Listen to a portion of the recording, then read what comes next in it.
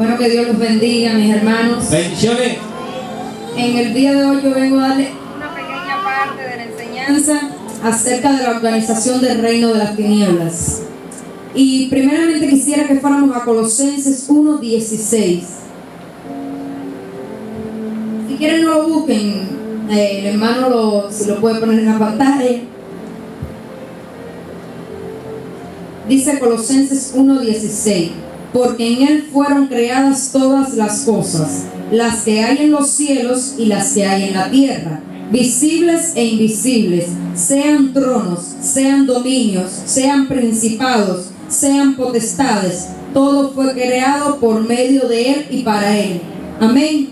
Porque si ustedes no saben, como lo dice ahí en la Biblia, todo fue creado por Dios. Los demonios son ángeles caídos, ángeles que fueron creados por Dios y se rebelaron en contra de Dios, pero fueron creados por Dios porque todo ha sido creado por Dios. Y entonces, como decía ahí, fueron creados los tronos, los dominios, los principados, las potestades, no para hacer mal, sino solamente Dios sabe.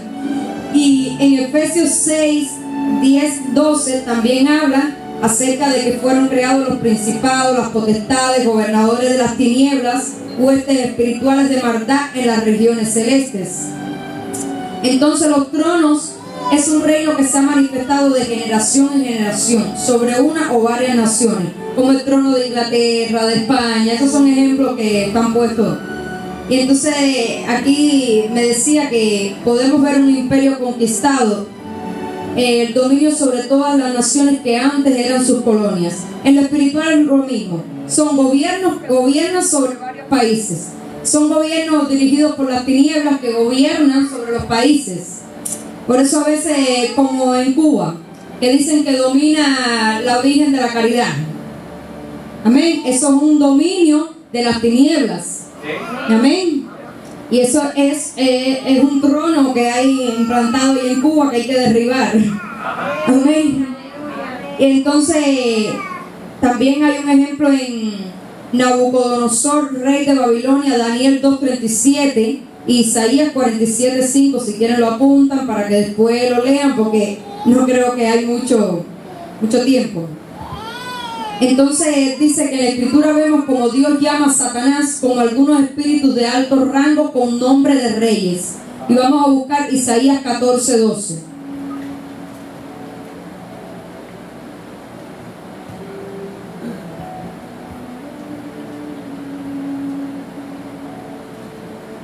Dice: como caíste del cielo, oh lucero, hijo de la mañana, cortado fuiste por tierra, tú que debilitabas a las naciones. Está hablando de Satanás y el Señor.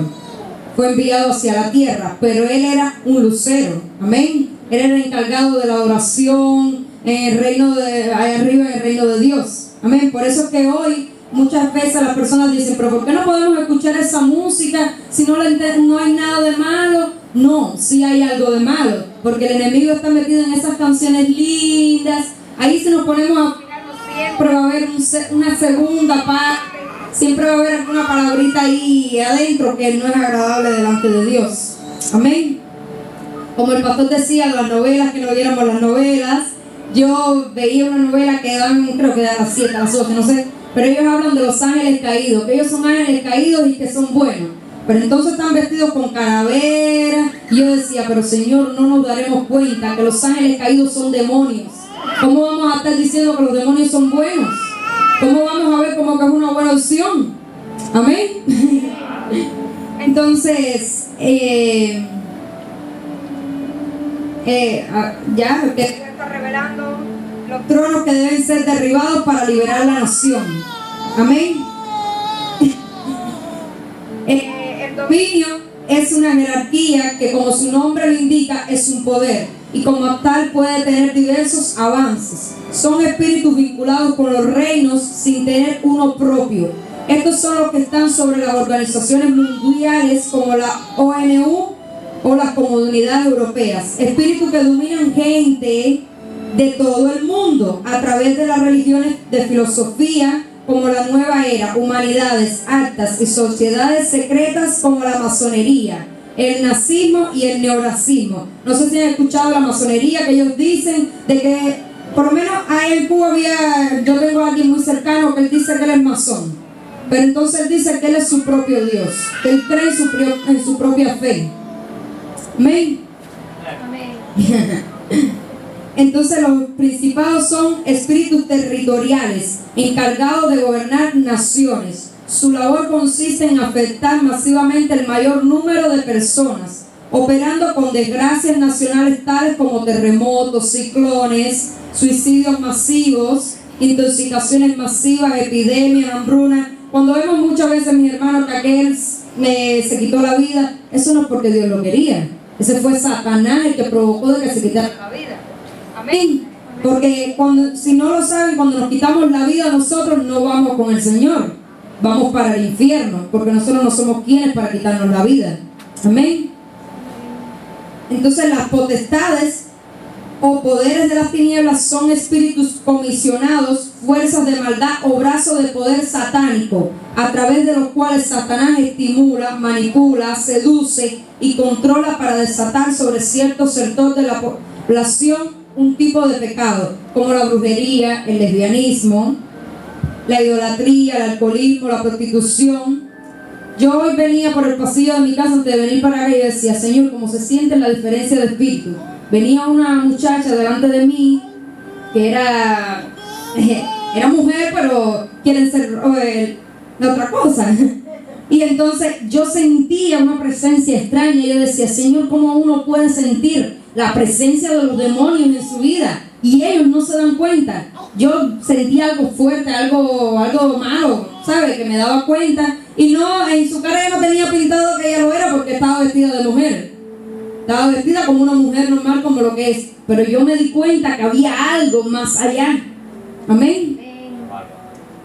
Entonces, dice que no todos los pecados son controlados por una potestad diferente, conforme a su nombre, sino que se agrupan bajo el dominio de una potestad o hombre fuerte que es el que controla. Ejemplo, no hay una potestad de brujería, otra de hechicería, sino que la potestad moviliza a los espíritus de brujería, a todos. Amén.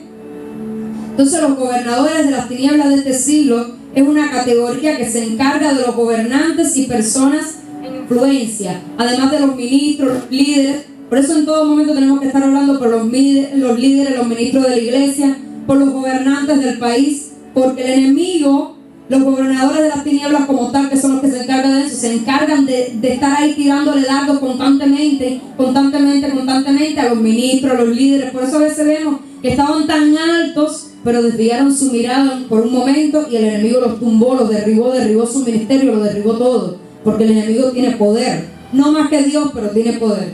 Y es lo que tenemos que entender, que tenemos que abrir nuestros ojos, tenemos que ponernos a la brecha, porque Él, con solo nada más que desviemos un solo pie, ahí nos derribó, nos hizo la vida un desastre. Y no va a dar tiempo a que miremos, ay Señor, pero ¿qué pasó? No va a dar tiempo. Amén. Las huestes espirituales de maldad son legiones demoníacas asignadas por las potestades que provocan un pecado. Se mueven en personas como brujeros, narcotraficantes, traficantes y los que influyen y esclavizan a otras personas. Amén. A veces decimos, pero ¿cómo es posible que esas personas, un ejemplo como los narcotraficantes, que le hagan daño a la gente, que no se den cuenta que sacando la droga a la calle, esas cosas que están sacando, están afectando a los hijos de aquel, a los hijos del otro? Amén. Y no podemos entender, pero es que no son ellos, son en los demonios que hay en esas personas. Amén. Entonces el propósito del enemigo es hurtar, matar, destruir, poner duda, desaliento en la vida de los hijos de Dios, traer confusión, derrota, esclavizar a los hombres. Y una de las esclavizaciones es que solamente puedes pensar en el día de mañana. Como dice muchas veces el pastor, no piensen en el mañana, cada día tiene su propio afán. El Señor el día de mañana suplirá lo que necesita. Amén. No podemos ser esclavos ni del trabajo ni de nada. Tenemos que ser esclavos de Dios. Y no somos esclavos, tenemos que hacerlo por amor a Él. Amén. Otra de las cosas, de los propósitos del enemigo, es traer enfermedad, engañar, sentarse en el trono de Dios y ser igual que Dios, que nunca lo va a poder ser. Amén. Pero ese es el propósito de Él. La organización del ejército de los cielos Dios ha puesto en nuestro servicio todo ejército de ángeles de los cielos. Eso se encuentra en Hebreo 1, del 13 al 14. Existen millones de ángeles en los cielos y tenemos la gran oportunidad de verlos a veces. No sé si en algún momento alguno ha visto ángeles. Amén. Ellos solo piden que lo vean como son, pero sí se revelan. Amén. Entonces, ellos fueron creados para alabar y glorificar a Dios. Además tienen otras tareas asignadas. Hay ángeles, como en otro momento les voy a decir, los ángeles que podemos llamar cuando tenemos una situación en el matrimonio, porque cada cual tiene su función específica. Ángeles que se revelan a tu vida y te traen visiones, como pasó con María, la madre de Jesús, que fue el ángel que se le reveló. Amén.